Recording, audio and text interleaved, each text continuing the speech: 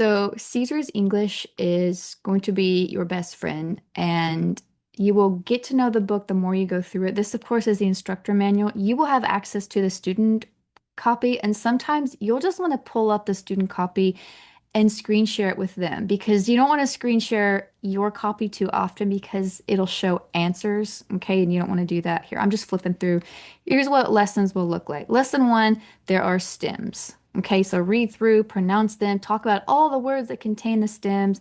And these pages here, they show you, wow, we have a lot of pre-words. Then we have vocabulary words from lesson one. And, some of them are more exciting than others. Bicameral is kind of challenging to relate to anyone 9 or 10 or 11, except if they've had American government. And then you can talk about having two chambers, legislative branch, House of Reps, Senate, all that.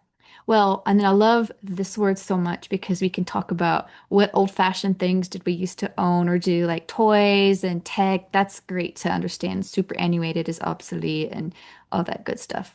Analogies, our instructor manual has answers. Some parents want kids to learn these. They're not my favorite thing, but it's good for them to understand the logic behind it, like descend as to ascend, as submerge as to emerge. And then occasionally this will come up. And honestly, by the time you get to level five, there are some really challenging analogies. There are really challenging ones that honestly, they might be able to do. It depends on their level, depends on how much time you have in class. Some kids love the brain teasers. Other kids, you'll be able to suss out whether they can handle it or not. There's lots of amazing pictures here of, ancient Rome, the buildings they built. If you love history, this gives you a chance to expand upon that. There's so much more I want to show you, but for now, this page, their copy will not have the answers. So don't spoil it for them. If you share it, be like, oopsie, you can find every word. Don't do the word search with them in class. It's not very fun. Or you could maybe like say, give them 1 minute to see how many you can find. Like race, like who can find such and such, even though you have the answer. They may not know that we have the answer. So these questions, every single lesson in Caesar's English has this page, and I love it because it's actually pretty open-ended, as you can tell. Now, I like to go through all of them, but if I feel like there's not a lot of time, or if we've done so many of these, you can say, all right, so and so, let's do the odds. Okay, or let them pick. Say, which ones do you want to do today? Okay, which of these words is most interesting? Well, they can't just say, submerge. Like they have to pontificate, like why is this one more interesting than deduce or something? And they always have interesting things to say. It brings up conversation, or teaches them to discuss the word with another adult, and they get to use the word, like they're talking about it. How does it connect to them? Like, some of them they'll know the stem sub. Okay, if that means under, well, that makes sense with a submarine. Have you ever been on a submarine? No. Have you ever? There's lots of conversations. Okay, you can get really high level with this. What two words are related to each other in some way? Well, obviously the ones with, the same stem, they're always going to be related that way. But then you can pick something really strange, like how about subtract and descend? Okay, how are they related? It makes them think. So you can spend 5 minutes on this activity. You could spend 30 minutes. Just, don't spend too much time. By this point, they're seeing a whole collection of words. And I sometimes say, let's pronounce the words in column one, column two, biped, predict, submerge. Listen to them. Make sure they're pronouncing the word correctly, because real mastery is knowing the word, defining it, pronouncing it, being able to actually use it, So that's important. Guess what? This connects to the grammar book. So this is a little reminder. They might be doing the grammar book at the same time as this, or they've already done it and you just say, hey, by the way, these are the definitions, just a reminder of what the wonderful 8 parts of speech actually are. And then they try to over and over again show the words to students so that they get to see them, and that they're seeing them used in real sentences. They're seeing what part of speech they can be. Sometimes they're more than one part of speech, all that. There's lots of poems you can read through with them and annotate. Like I sometimes say, okay, we read it through out loud, or you read one out loud, like put your initials, say, I'll read this if you're not Jay, but if you are. And then let's say, Sammy, you do this one. And Next will be you read it silently and then you tell me like what are they talking about.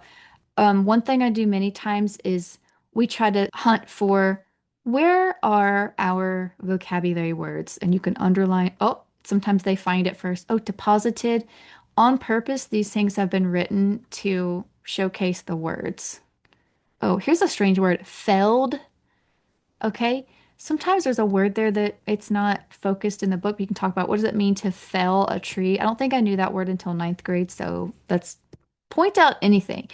Just look at it like, oh my goodness, I didn't know this at their age, therefore I must show them. The roughneck brutes. Okay, are there any words superior? So you just let them find them and you could spend a nice time. Or if you look at that and say, I don't love that, then skip to Julius Caesar. Please make this interesting for them. There's a way to make it boring, and you know what it is. Read it, move on. Okay, don't do that. These maps are, they're okay. I would show them Google Maps. Okay, or have them, if you trust them, if they can screen share well and they're like, you trust that they can be in the driver's seat for a moment, say, hey, let's read about Julius Caesar, but you know what?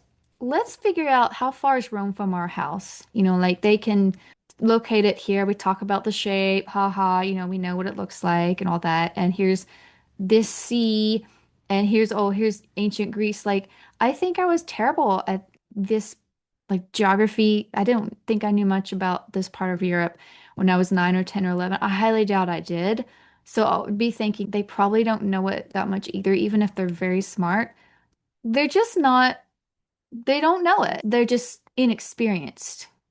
And sometimes, though, they have actually traveled. Sometimes they've gone on these vacations. And so you say, oh, well, tell me about that. Did you see this? Do you know where it is? But anyway, back to Google Maps. Let them, or maybe you show them Google Maps. Like you can zoom out and learn more details. See, this they're not going to know what that is in this map. I like to show exactly, they need to know where things are so that they have a clue. That's what I like. Then lesson two. So you have a new set of words that comes up. Now, this is a big ol' read through you can do, or honestly, I'll just look and say, hey, read the example in Dr. Jekyll and Mr. Hyde. Okay, there's a man of rugged countenance that was never lighted by a smile. Those are tough. Those sentences are sometimes tough for students to understand. So help them understand it by saying, oh, well, let's translate that into today's times. What would that say? And sometimes they'll look at this page and they won't even look at the words. They'll be like, why is his nose scratched? And you talk about how things wear down over time. And you might know more about the statues than me. Who knows? So you can read through the words, but don't feel like you have to read through every single description. Sometimes they like that. Some kids want to go through all of it. They'll do whatever you say, and sometimes you can kind of tell they're a little more squirrely. So you have to keep them busy. Say, let's look at prodigious. Okay, find your favorite example, like favorite use of the word prodigious here. All that. Okay. All right. Really cool to know are Roman numerals, and I just tell them that most people don't know them anymore. I know that they show them at the Super Bowl, like Super Bowl 36 or whatever, and the face of a clock, 1 through 12.